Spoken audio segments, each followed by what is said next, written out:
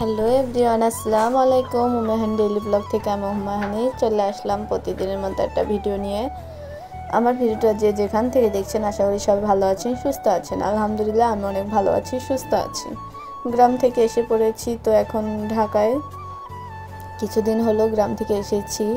তো এই তো আমার ট্রাইপডটা যেহেতু গ্রামের বাড়িতে ফেলে এসেছি, তো আমি ভিডিও করতে একটু অসুবিধা হচ্ছে, কিছু করার নেই, কি করব, মনের ভুলে রেখে এসেছি। এত কিছু গোছানো থাকে, তবু ভুলে কিভাবে যে রেখে আসলাম মনেই হচ্ছে না। বাড়ি এসে তারপরে মনে হয়েছে। তো যাই হোক, এখন এক হাতে ফোন আর এক হাতে রান্না, একটু প্রেশারে আছি, মানে প্যারায় আছি। এখন কি করার, করতে তো হবেই। তো এই জন্য আজকে শুক্রবার যেহেতু, তো আজকে একটু মনে করলাম যে আজকে একটু মুরগি মাংস রান্না করি। তো আলু দিয়ে, নতুন আলু দিয়ে মুরগি মাংস রান্না কিন্তু খুবই ভালো লাগে, আমার কাছে তো অনেক ভালো লাগে। নতুন আলু দিয়ে কিন্তু অনেক রকমের রেসিপি করে খেলে কিন্তু অনেকটাই ভালো লাগে। তো আজকে মনে করলাম যেহেতু মুরগির মাংসটা রান্না করছি, তো কয়টা আলু দিই এর ভেতর, যেহেতু আমার মেয়েটাও আলু পছন্দ করে আর আমারও অনেক, নতুন আলুটা আমারও ভালো লাগে, তো সেই জন্য দিলাম। আর এই তো পেঁয়াজটা ভেজে এর মধ্যে একটু পানি দিয়ে এবার মশলাপাতি দেব। তো শীত তো পড়ে গেছে, শীতে অনেক রকমের পিঠা খাওয়া হয়েছে, কিন্তু যেহেতু আমি গ্রামে ছিলাম, তো আমিও গ্রামের বাড়িতে অনেক রকমের খেয়েছি। তো এখন আমার ঢাকায় বাসায় এসে তো আপনাদের ভাইয়াকে বানিয়ে খাওয়াতে হবে, যেহেতু সেই গ্রামে ছিল না, সেই জন্য মনে করলাম আজকে একটু বিকেলে পিঠা বানাবো, ভাপা পিঠা। আর এই শীতকালে কিন্তু মানুষ অনেক জায়গায় বেড়াতে যায়, তো আমাদের যেহেতু আমাদের আম্মু দেশের বাহিরে থাকে, তো মার কাছে তো আর যে খাওয়া যায় না, মা তো আর নেই যে মা বানিয়ে খাওয়াবে, কিছু করার নেই। মনটা একটু খারাপ, তবুও নিজে যেহেতু পারি বানিয়ে, তো হাজব্যান্ডকে নিজে যেটুকু পারি সেইটুকুই বানিয়ে খাওয়াই, চেষ্টা করি। আমাদের জীবনটাই কিন্তু অন্যরকম। আমরা মানুষের জীবনটা দেখি আর আমাদের জীবনটাও আমরা অনুভব করি যে আমাদের জীবনটা কি। কত মানুষ আছে যে বাপ মা ভাই বোন সবাই একসাথে থাকে, একসাথে খাওয়া দাওয়া, একটু ঘুরতে যায়, ফিরতে যায়, বাবার বাসায় যায়, বাবার বাসায় যে মার কাছে আবদার করে আম্মু আমি এই জিনিসটা খাবো, বা মা জিজ্ঞেস করে যে তোমরা কি রান্না করবো, তোমরা কি খাবে। তো আমাদের কিন্তু এই ভাগ্যটা এখনো হয়নি, যেহেতু মা কাছে নেই।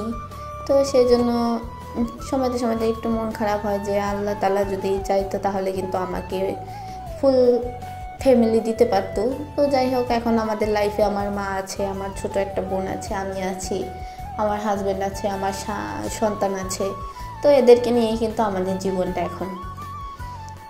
তো গ্রাম থেকে এসে তো বাড়িতে মানে ঘরে অনেক কাজ। আপনাদের ভাইয়া কাপড় চোপড় নোংরা করে রেখেছিল, সেই কাপড় চোপড় কাচছি এই ঠান্ডার মধ্যে। মানে প্রতিদিন কাপড় চোপড় ধোয়া লাগছে, কী যে একটা প্যারার মধ্যে আছি বলার বাহিরে। যাই হোক, এখন করতে তো হবেই। আমার ভিডিওর এই পর্যায়ে বলে নিচ্ছি, আমার ভিডিও কোনো জায়গায় বা কোনো অংশে যদি একটু ভালো লাগে প্লিজ একটা লাইক দিয়ে শুরু করবেন। আর যারা এই ধরনের ভিডিও পছন্দ করেন তারা আমার চ্যানেলে এসে আমার চ্যানেলটাকে সাবস্ক্রাইব করে দেবেন। আর এই তো মাংসটা আমি ভালো করে কষাবো, এর মধ্যে আলুও দেবো। এর মধ্যে কষানোর মধ্যে আমি পানি দেবো না, চুলাটা একটু আস্তে করে রেখে দেবো যাতে মাংসটা আর আলুটা সিদ্ধ হয়ে যায়। এভাবে রান্না করলে কিন্তু খেতে অনেকটাই ভালো লাগে। আর আজকে একটু ঝাল ঝাল করে রান্না করব।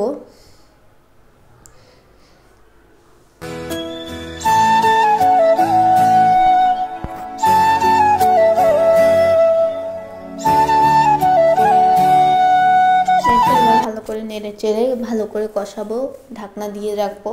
আর এই তো আমার তরকারি রান্নাটা হয়ে গিয়েছে, অনেকটাই ঝাল ঝাল হয়েছে আর খেতেও অনেকটাই মজা হয়েছে। আজকে আমি ভাপা পিঠাটা বানাবো, একদম প্রথম থেকে শুরু করলাম যে কিভাবে আমি চালটা গুঁড়া করব। আমি ব্লেন্ডার করব চাল ভাপা পিঠা বানানোর জন্য, তো সেই জন্য এই চালটা 20 মিনিট ভিজিয়ে রাখতে হবে।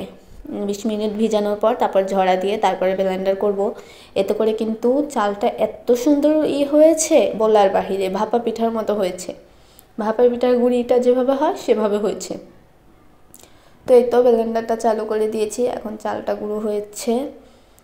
আমি যদি আমার ট্রাইপডটা থাকতো তাহলে ভালো করে আমি সম্পূর্ণ ভিডিওটা মানে একদম দেখাতাম। তো এই জায়গায় যেহেতু আমার ট্রাইপডটা নিয়ে আমার এক হাতে কাজ করতে হচ্ছে আর এক হাতে ফোন, তো একটু একটু করে আমি আপনাদের সাথে শেয়ার করেছি। আর এই তো দেখতে পাচ্ছেন গুড়িটা কত সুন্দর হয়েছে। এখন একটু প্লাস্টিকের চালন দিয়ে আমি একটু চেলে নিচ্ছি, আমার চালন নেই সেজন্য। আর এই যে এতগুলো গুড়ি হয়েছে আমার ওই চালটুকুর থেকে, আর এত সুন্দর মানে মিহি হয়েছে, ভাপা পিঠা যেরকম হয় মানে গুড়িটা সেরকম হয়েছে।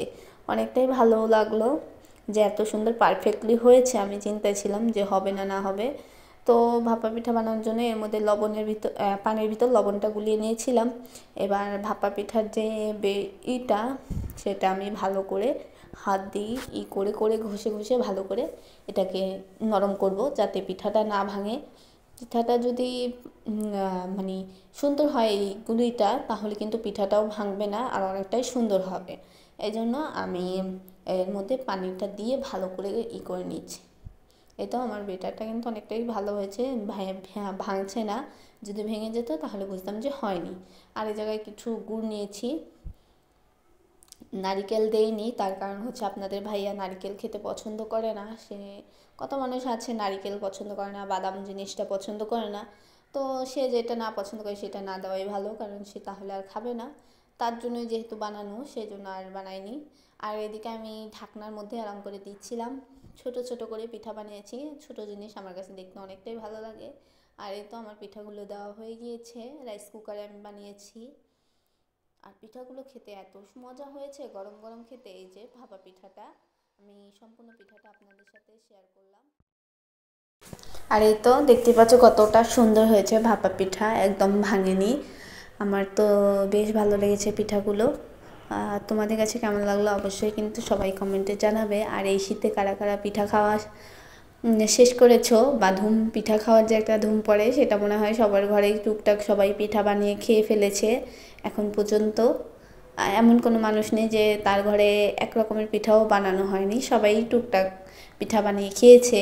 তো এই তো আমার পিঠাগুলো অনেকটাই ভালো লাগলো আজকের পিঠাগুলো। সব ভালো থেকে সুস্থ, আল্লাহ হাফেজ, আসসালামু আলাইকুম।